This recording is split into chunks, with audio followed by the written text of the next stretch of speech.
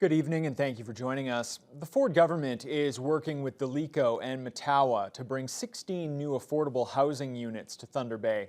MPP Kevin Holland joined officials from both organizations today to announce funding for two separate projects.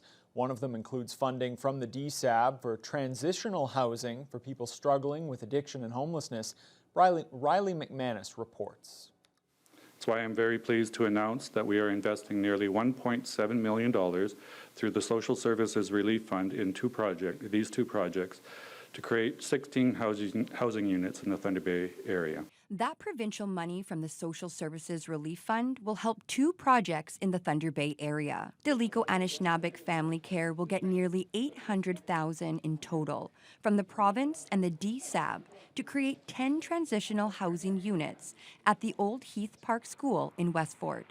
The clients will also receive additional support for addiction treatment and substance use. Assistant Director Christine Stasiuk details how their housing units will work. Everything that, or anything that the youth identifies a need, we can 100% put in because we have it all. We have aftercare, wellness, sobriety. We have clinical services like psychiatry to help with ODSP or DSO. So we have everything to wrap around while they do live in a safe, supportive housing environment.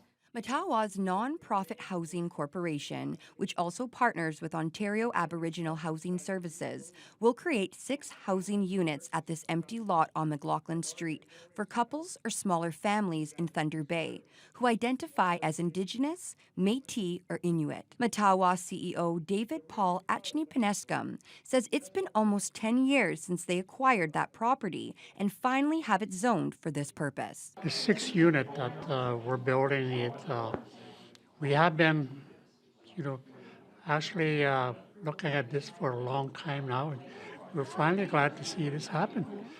3 units are going to be they are pretty well on a floor level, but we also have 3 units that are going to be accessible to people that have mobility limitations, and that's what we're very happy about.